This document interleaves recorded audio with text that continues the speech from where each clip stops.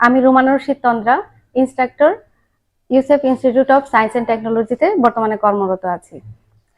আজকে সকলকে আমন্ত্রণ জানাচ্ছি আমাদের একটি বিশেষ আলোচনায়। আজকে আমাদের এই বিশেষ আলোচনার বিষয়বস্তু হচ্ছে প্রশ্নোত্তরে বাংলাদেশের শিক্ষায় ডিপ্লোমা ইন টেক্সটাইল ইঞ্জিনিয়ারিং এর গুরুত্ব। আমরা সকলেই অবগত আছি বাংলাদেশের সবথেকে বড় শিল্প খাত হচ্ছে এই টেক্সটাইল সেক্টর। আর বাংলাদেশের মোট অর্থনীতির একটি বড় অংশের ভূমিকা পালন করে থাকে এই টেক্সটাইল শিল্প, এবং আমরা বাংলাদেশের মোট রপ্তানি আয়ের প্রায় ৮৩% কিন্তু এই টেক্সটাইল শিল্প থেকে অর্জন করে থাকি। আমাদের আজকের আলোচনা সভায় দুইজন বিশেষ ব্যক্তিত্ব আমাদের সাথে উপস্থিত আছেন। তার মধ্যে প্রধান অতিথি হিসেবে আছেন সৈয়দ ফখরুল হাসান, উপদেষ্টা শহীদ খালেক, ইউসেফ টেক্সটাইল ইনস্টিটিউট, প্রাক্তন বিভাগীয় প্রধান, department of textile engineering, South East University. এবং আমাদের মাঝে বিশেষ অতিথি হিসেবে উপস্থিত আছেন প্রকৌশলী মোহাম্মদ সাজ্জাদুল হক স্যার, অধ্যক্ষ, Yusuf institute of science and technology. এই পর্যায়ে আমি সরাসরি চলে যাচ্ছি আমাদের প্রশ্ন উত্তর পর্বে।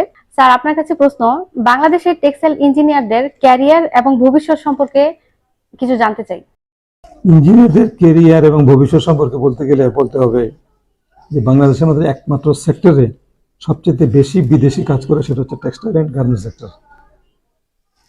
বাংলাদেশের টেক্সটাইল ইঞ্জিনিয়ারদের মধ্যে যারা বিদেশে চাকরি করছেন তাদের অনেকেই আবার বাংলাদেশে ফেরত এসে বাংলাদেশেই তারা চাকরি করছেন, কারণ বাংলাদেশেই এই চাকরির আয় ইনকাম সবচেয়ে বেশি। অন্যান্য যে কোনো ইয়েতে শুধুমাত্র ফার্মাসিউটিক্যাল কোম্পানিতে একটু বেশি সুবিধা আছে। এই সমস্ত জিনিস দিক বিবেচনা করলে এদের ভবিষ্যৎ নিয়ে আমি কিছু বলার আগে আমি দর্শকদের বলবো, যাদের বাড়ির কাছে আজকের থেকে 10 বছর আগে গার্মেন্টস ছিল, ওই গার্মেন্টসটার দিকে আবার তাকিয়ে দেখেন কত বড় গার্মেন্টসটা হয়ে গিয়েছে।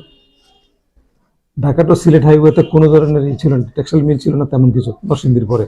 এখন এখানে বিরাট বিরাট ইন্ডাস্ট্রি হয়েছে। আগে যেখানে 5,000 লোক চাকরি করতে, এখানে সেখানে 5 লক্ষ লোক কাজ করে, ফলে বিশাল বিশাল শিল্প এলাকা গঠিত হয়েছে। অতএব এটার ভবিষ্যৎ সম্পর্কে আমি একজন টেক্সটাইল ইঞ্জিনিয়ার হিসেবে ব্যক্তিগতভাবে বুঝি, সারা পৃথিবীতে টেক্সটাইল যদি থাকবে বাংলাদেশে। চায়নায় ছিল, চলে গেছে, কোরিয়ায় ছিল, চলে গেছে, শ্রীলঙ্কা, পাকিস্তানে ছিল, আসলে তারা আমাদের সঙ্গে পার্টনার রাখবে। তো সেই দিক থেকে আমি বলতে চাই যে আসলে আমাদের ভবিষ্যৎ নিয়ে আমরা যে আশঙ্কার মধ্যে থাকি, এই আশঙ্কার মধ্যেই কিন্তু আমরা দেখা গেছে যে আমরা 2 নম্বরে চলে গেছি। এবং শুধু তাই না, আমাদের ইনকাম প্রায় 20% ইনক্রিজ করেছে গত বছরের তুলনায়। It's a very very Real. কোভিডের জন্য সারা পৃথিবী যখন কাঁপতেছিল, ঠিক তখন আমাদের টেক্সটাইল ইন্ডাস্ট্রির জন্য, ইম্পোর্ট এক্সপোর্টের জন্য, শ্রমিকদের দারুণ আগ্রহের জন্য, মালিকদের অসীম সাহসের জন্য, আর ইঞ্জিনিয়ারদের ত্যাগের জন্য আজকে আমাদের এই সেক্টরটা সারা পৃথিবীতে একটু মাথাচাড়া দিয়ে উঠেছে। এখন সারা পৃথিবী তাকাচ্ছে বাংলাদেশের দিকে আবার ঘুরে।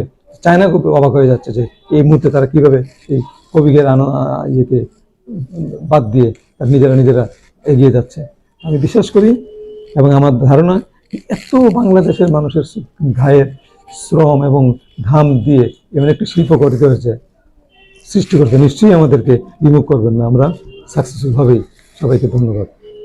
আশা করছি যারা টেক্সটাইল ইঞ্জিনিয়ারিং নিয়ে পড়তে ইচ্ছুক তাদের আপনার এই দিক নির্দেশনাগুলো কাজে লাগবে। স্যার, এই পর্যায়ে আপনার কাছে আমার শেষ প্রশ্ন, ডিপ্লোমা ইন টেক্সটাইল ইঞ্জিনিয়ারিং পড়ার জন্য যখন আমি ইনস্টিটিউট নির্বাচন করব, তখন আমার কোন বিষয়গুলো বিবেচনা রাখতে হবে? বাংলাদেশের শিক্ষা ব্যবস্থায় টেক্সটাইল ইঞ্জিনিয়ারিং শিক্ষা বরাবরই গুরুত্বপূর্ণ ভূমিকা পালন করছে।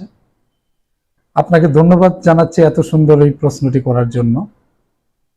আসলে যখন শিক্ষার্থীরা ইঞ্জিনিয়ারিং পড়তে আগ্রহী হয়, আর বিশেষ করে টেক্সটাইল ইঞ্জিনিয়ারিং পড়তে আগ্রহী হয়, তখন যে বিষয়টি ইম্পর্টেন্ট হতে পারে ওদের জন্য, কোন প্রতিষ্ঠানে ভর্তি হতে পারলে পর্যাপ্ত সুযোগ সুবিধা, দক্ষ শিক্ষক মণ্ডলী, ইন্ডাস্ট্রি লিঙ্কেজ, ইন্ডাস্ট্রির অ্যাটাচমেন্ট সহ এই বিষয়গুলো গুরুত্বের সাথে শেখার মাধ্যমে নিজেকে দক্ষ করে গড়ে তুলতে পারবে, এটা ভর্তি হওয়ার পূর্বেই যাচাই করা উচিত।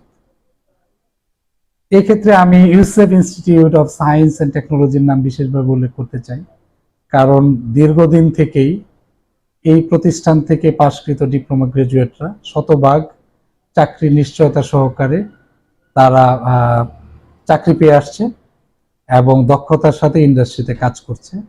বিশেষভাবে আমি বলতে চাই Yusuf institute of science and technology, এই প্রতিষ্ঠানটি শিক্ষার্থীদেরকে দক্ষ জনবল হিসেবে গড়ে তোলার জন্য শুরু থেকেই পর্যাপ্ত ল্যাব সুবিধা, দক্ষ ইঞ্জিনিয়ার শিক্ষক দ্বারা ইন্ডাস্ট্রিতে ভিজিটের মাধ্যমে হাতে কলমে শিখিয়ে শেষ পর্বে ইন্ডাস্ট্রি অ্যাটাচমেন্টের মাধ্যমে শতভাগ চাকুরি নিশ্চিত করে আসছে। তাই ভর্তির পূর্বে অবশ্যই একটি ভালো প্রতিষ্ঠান ভিজিট করে সকল সুবিধাদি দেখে এবং বিগত দিনে যারা পাশ করে গিয়েছে তাদের এই সব শিক্ষার্থীদের কাছ থেকে শুনে প্রতিষ্ঠান নির্বাচন করলে ভালো হবে। ধন্যবাদ। ধন্যবাদ স্যার। আমরা অনুষ্ঠানের একবারে শেষ পর্যায়ে চলে এসেছি। আমাদের দুইজন বিশিষ্ট অতিথিবৃন্দকে আমরা ধন্যবাদ জানাচ্ছি তাদের এই মূল্যবান সময়ের জন্য, এবং আমরা এখানেই আজকে অনুষ্ঠান শেষ করছি।